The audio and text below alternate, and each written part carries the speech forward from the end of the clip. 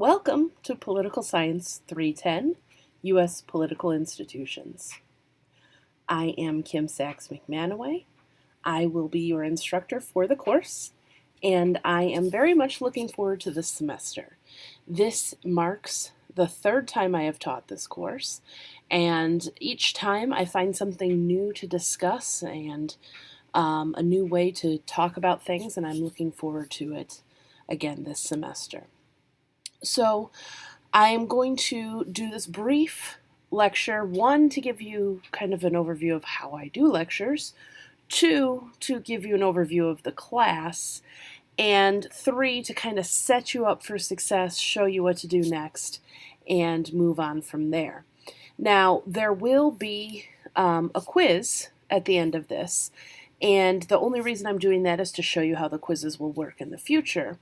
However, this quiz will be extra credit, so already, day one, extra credit, way to go.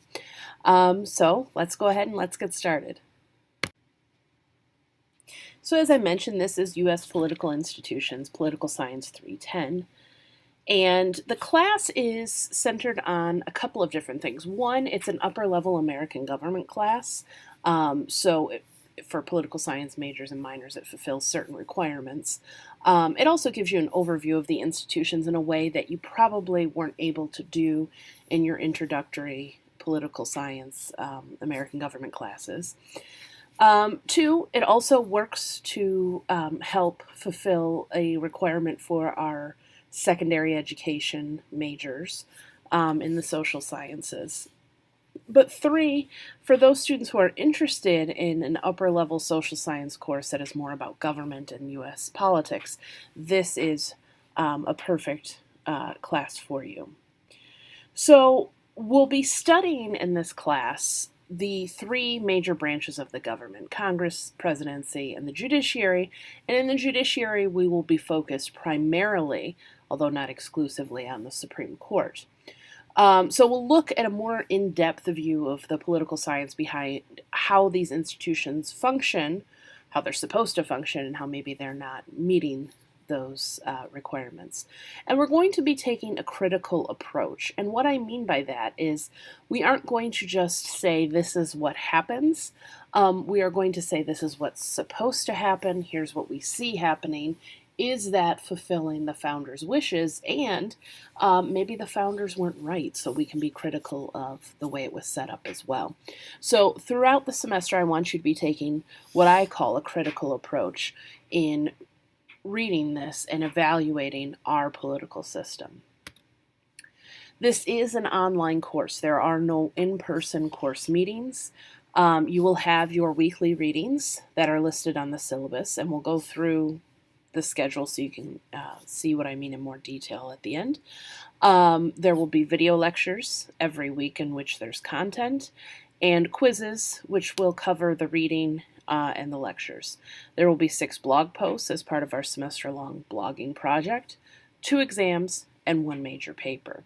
So this is how it breaks down in terms of your grade. There are 10 reading quizzes. You can see the weeks where there are not quizzes, which include things like the midterm week, spring break, final exam, etc.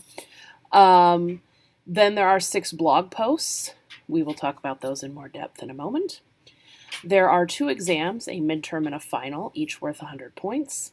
And your final paper worth 100 points. And I'm actually, today, going to give you the overall question for what your final paper needs to cover. So you're going to be kind of working throughout the semester to build up to this final paper at the end. So each week, we're going to have a video lecture just like this and a reading quiz. The reading quiz will cover the readings primarily. But the lecture material is fair game, so don't feel like you can just, I don't have to worry about the lectures.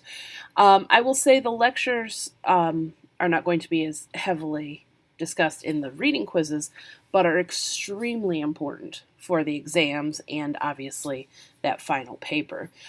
So don't let them go by. I try and keep them as short as possible because I know watching a lecture is not that fun. And I try and throw some humor in there when I can. But I do try and keep them short. I understand that online lectures are not the best thing you could probably be doing with your time. The videos are posted on Blackboard with PowerPoint slides when I have them, which almost every time I do, if not every time. Now the blog posts. I'm trying something a little bit different. Last year, I made students actually have a WordPress.com blog that I used because Blackboard can be a little bit clunky at times. But this time we're actually going to use Blackboard's functionality and go ahead and write the blog posts within Blackboard. So this is a writing exercise more geared towards the real political world. And what I mean by that is that this blogging is going to be something that's part of all of our futures, whether we like it or not. And this is particularly true for those of you who are interested in politics, because blogging has become such an integral way of both conveying information and of campaigning and lobbying and the like. So I think blogging is an important skill to learn. It's a little bit different than regular writing in your other classes, but you will use certainly appropriate citations, grammar, etc. The entire write-up of how this is done is under the blog tab in Blackboard. There's a Word document that can give you a little more detail, fill in any gaps, and remind you of anything that we talked about in this lecture. There are 6 prompts that are correlated with our major units. And so you're thinking, okay, well, we have 3 major branches. Why are there 6? Because you have to understand those branches in context. So there is one introductory post that also covers kind of our foundational questions. Then there's a post that covers federalism and ideology and our influence of our ideology. Then there's Congress, presidency, judiciary, political parties, and media are the last posts. Creativity is rewarded.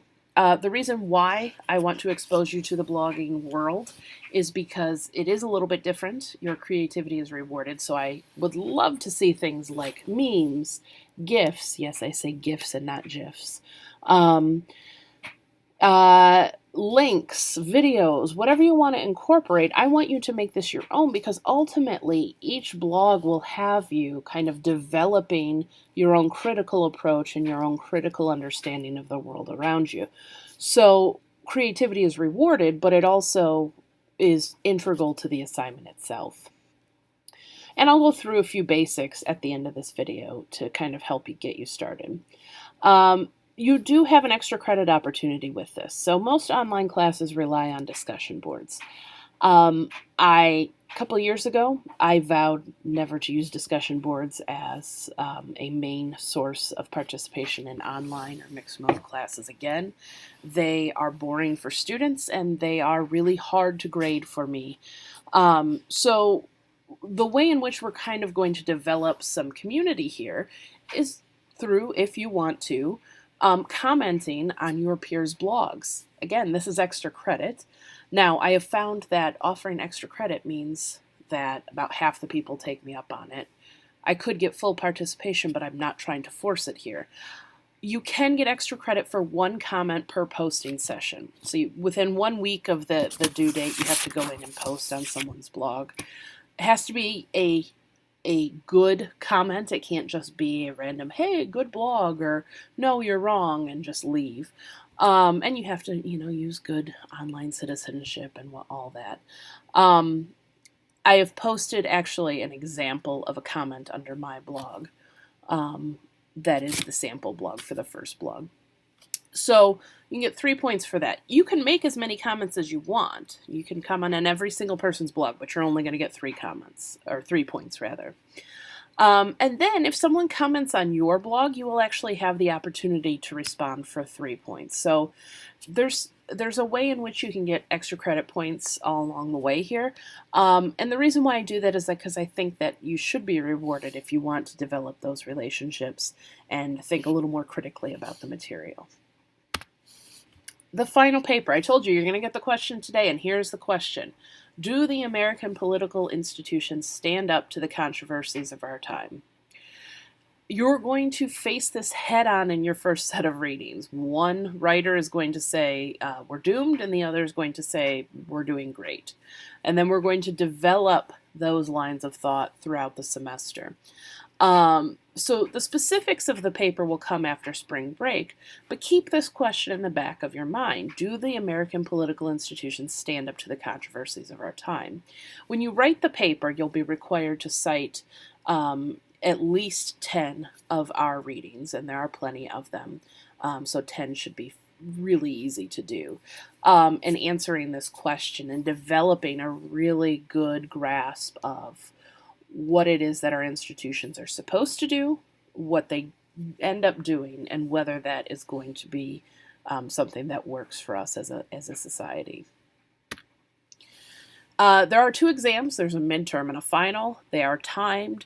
You do get 1 shot to take them, so you cannot leave them and come back in. Make sure that you are set up to go with good internet throughout all of that. I do not restart exams unless there is extreme circumstances that you can somehow document. So make sure if you're good to go, if you need to come and use the labs on campus or at another public library or something like that to take the exam, I suggest you do that. The exams are multiple choice, true, false, fill in the blank, short answer. And by short answer, I mean a sentence or 2, nothing more than that. They will cover the readings and the lectures. Obviously, they're open book, open note. I can't see you. You're free to use it. But do not plagiarize. And where this comes in is in the short answers. I have had people before in online classes or in online exams just copy and paste from something else. The worst is when you don't change the font, but even if you do, I can still tell, and so please do not plagiarize. Speaking of plagiarism, cheating and plagiarism are not tolerated and may lead to your failing this course. Take that as a warning. Hopefully you're not the type of person that needs that warning. But if you are, plagiarism for me is the taking of credit for someone else's work or ideas. Either verbatim, meaning you're just literally quoting them and not giving them credit, or kind of a really bad paraphrasing job where you change a word here or there. That's still plagiarizing. Or submitting a piece of work that's not your own without accurately attributing sources and all of that.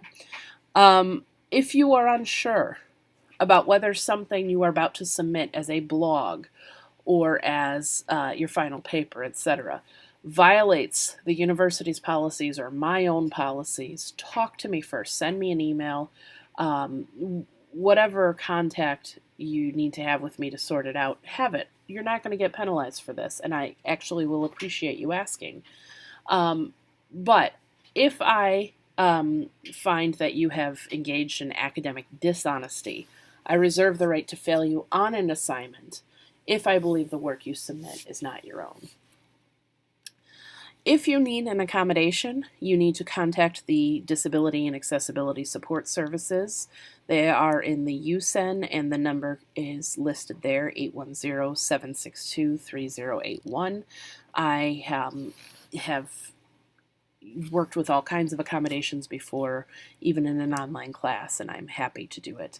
And if there are things where, it's not an accommodation, but something, the background of the text isn't working for you, or a video doesn't work, or whatever the case might be, in a broader sense, accommodation or not, please let me know what I can do to make the material more accessible.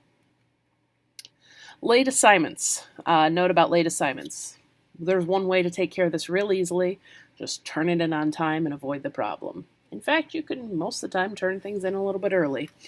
Late assignments will be dealt with as described in the syllabus. As I go through and describe each assignment in the syllabus, there's a statement at the end saying what the penalty is for late submissions and whether late submissions are even allowed.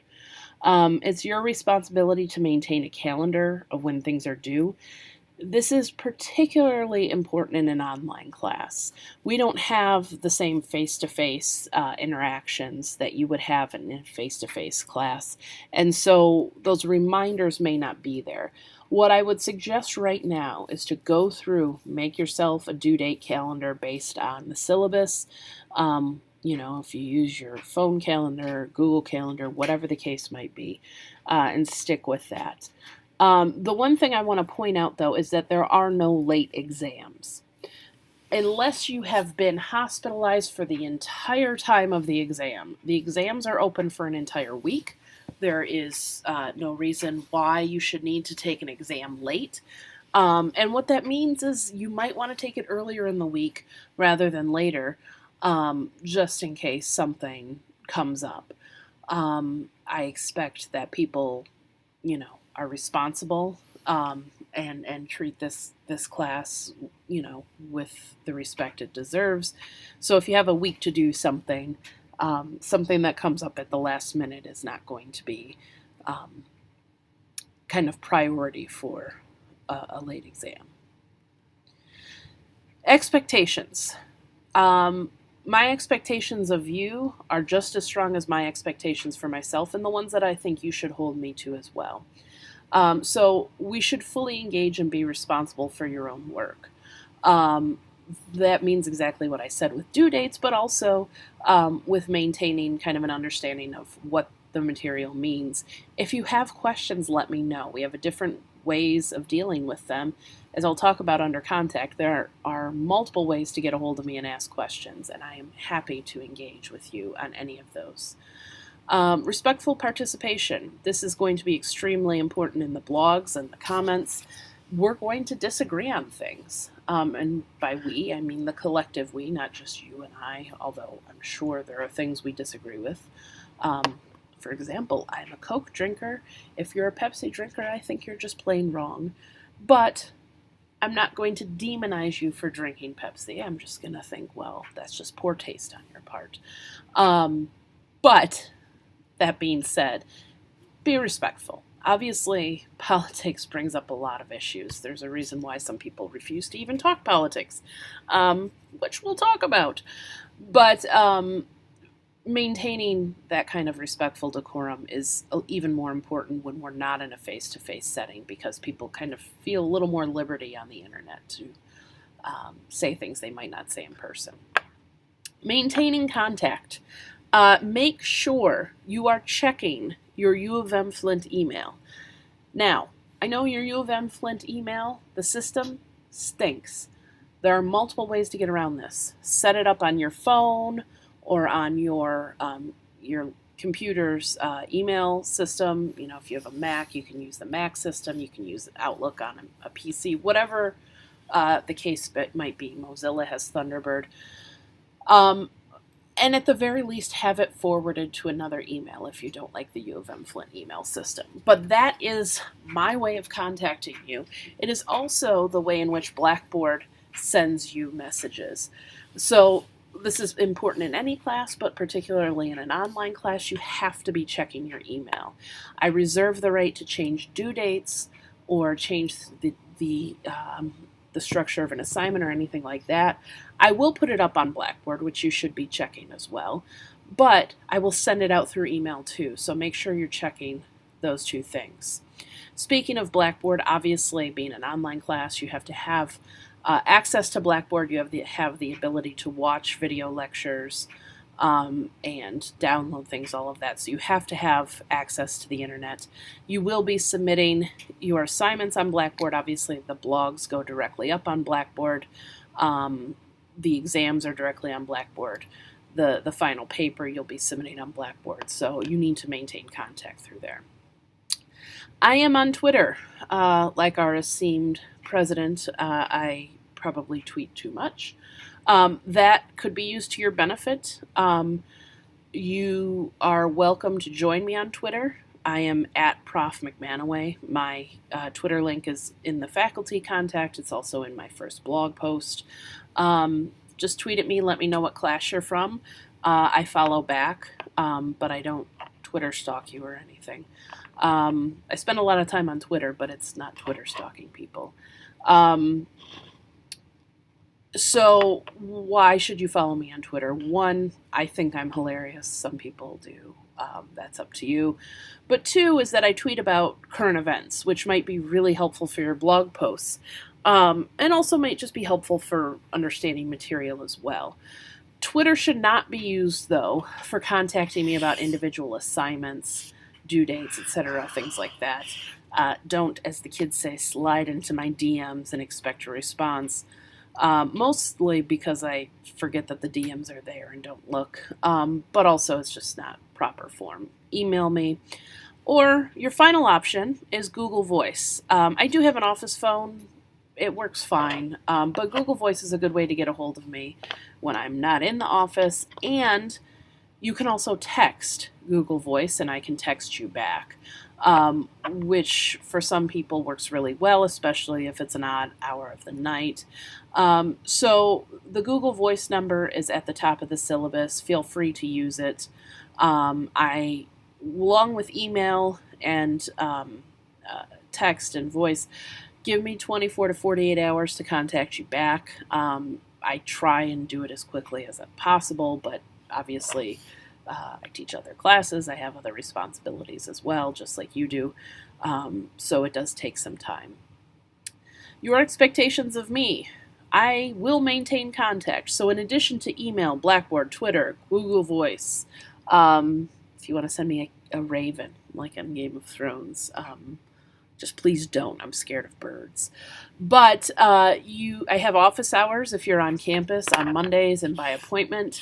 We can also set something else up. I live down in the Detroit area, so if you live around here and want to meet for office hours somewhere around there, that's fine too.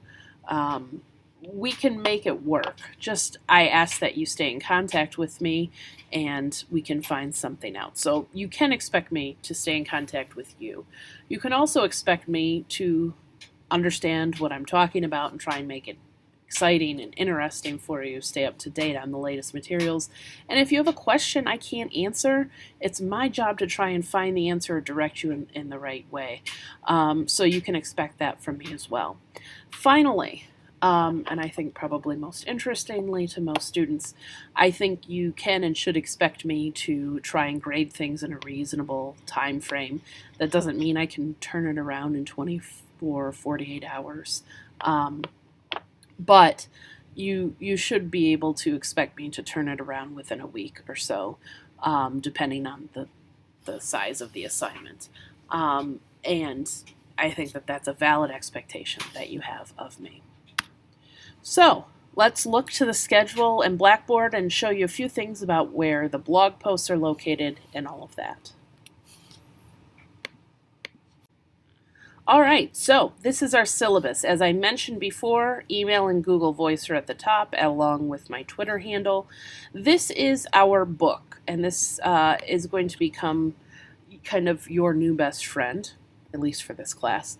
Almost all of our readings are in this book. We do have a few Blackboard readings, but most of the readings are contained in this book. If you could only find a used copy and it's an older edition, let me know. I will see if the readings match up enough to make it work. But certainly look for a used copy, or if you want to rent it or whatever the case might be, try and be as cost effective as possible. Everything we talked about in terms of the online course format is here. I wanted to more or less direct your attention to a couple of quick things. I mentioned that if you are going to turn an assignment in late, obviously I don't encourage that, but here at the end of each of the descriptions of the assignments are where you'll see the penalty. Things like quizzes, no late quizzes are accepted. The exams, there are no late exams unless you can document an emergency for the entire duration of the exam, things like that. Let's go all the way down here and look at the schedule. If you are looking at the readings here, there are two possibilities. Either the reading is on Blackboard or the reading is in your book. How do you know? Well, if it says BB, that's Blackboard. If it says, however, reading 31, reading 4, reading 7, etc., that's going to be in your book. So all of the readings are numbered. Obviously, there's a table of contents. So the reading number is what you'll find next to a lot of these. So unless you see that BB, it's going to be in the book and the reading number is there. Also here you'll see the blog due dates and what periods they cover, what materials they basically cover, etc. The exams are spring break. We don't have any materials over the break or anything like that. You'll have a blog post that covers part of the time, but you'll have time when we get back. I don't anticipate that you'll have to do much work, if any, over spring break for this class. Our week, for all intents and purposes, starts on Monday, ends on Sunday. So, except for this week, which is a little odd. But Monday, the materials will be up, which means the lecture, any lecture notes, any other materials, etc. The readings are up in advance, any Blackboard readings. You will have until the following Sunday night to take the quiz. Once that Sunday night has ended, at 11:59 p.m., that's the last time you can get into the quiz. After that, you can no longer get into the quiz, and it's no longer available to you. So kind of just remember, we run Monday through Sunday for all of these weeks. So you'll see the date here corresponds with a Monday, except for this week 1, which we begin on Wednesday. Now, our Blackboard page, soon to be filled with announcements here. A few things to direct your attention to. Syllabus and schedule are up here. Course content is listed here. Under course content, it is divided up by week. Other than the top, which is week 1, all of your readings will be in here. You can see Blackboard readings listed, which they're actually not in here. Oh yeah, they are in here on this one yet. So you'll find the readings in here. You'll find the video, which you can watch here, or you can click the link to watch it in YouTube. And the handouts for any lecture notes will be attached or listed as a separate file, anything like that. If there are links that I reference in the video, or photos or something I want to list, they'll be here as well. So you can get everything on a week-by-week basis under course content. Now, for the blog. The blog guidelines, as I mentioned, you can find here. Open them real quick. You can take a look. There's an entire page on what you should and should not be doing, what I'm looking for. Most importantly, how to name the blog so I can grade them easily, and believe me, it's in your best interest to make grading easy for me. But going back here, going back here to the blog, and look, it's easy to get back to. You'll have the blog post here. You'll see this blog is due. It'll tell you the prompt. So this one's a little bit different because it's an introductory prompt, but there is a question I want you to answer, and that question is, what one or more thing, but try and narrow it down, frustrates you about American politics? Be specific and use examples. So if you click on this, what you'll want to do to answer it is to create a blog entry. When you create a blog entry, you can create a title, last name, blog 1, I am Groot. Give it a title. Be creative. And then you can type here. If you know how to use Microsoft Word, you're pretty much going to know how to do all of this. So type blog. You can make things bold for a heading.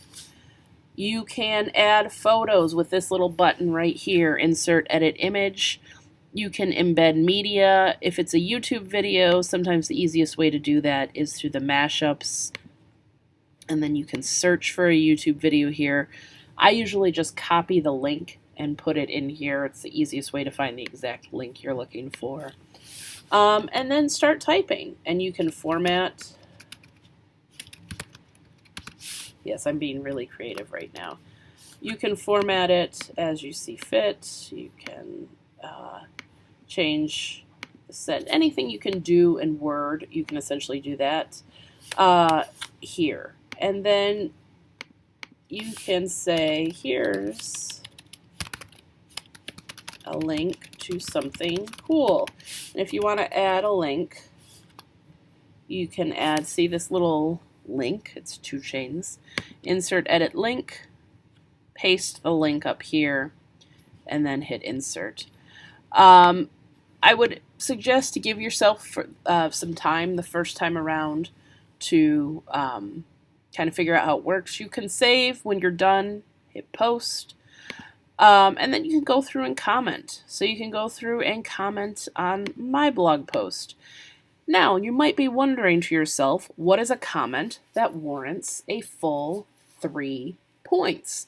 It's not going to be something like, hey, I love Patrick Star as well. That might be true. Not enough to get 3 points. What is, though? And as you can see, I just typed up a more substantial comment. Hey, I love Patrick Star as well. Then you can go into everything else. Don't leave out Squidward, though. And then you can add the comment. Now, if this is your blog post, you can go in then and see the comment. You're not going to want to delete your own comment. You can add another comment responding to it, etc., etc. The nice thing is if you follow the blog naming format, you should be able to see everybody's blogs by alphabetical order of last name here, and go through and find yours, or start a dialogue with certain classmates. I obviously go through more here in terms of the introduction and what you need to put, but that's a good overview for now. That is it. I know this has been a little bit lengthy of a lecture. I didn't want to leave it that long, but I think we got a lot of important stuff done today. If you have any questions, you now know how to contact me. Feel free to do so, and I will be talking with you soon. Thanks, and let's have a great semester.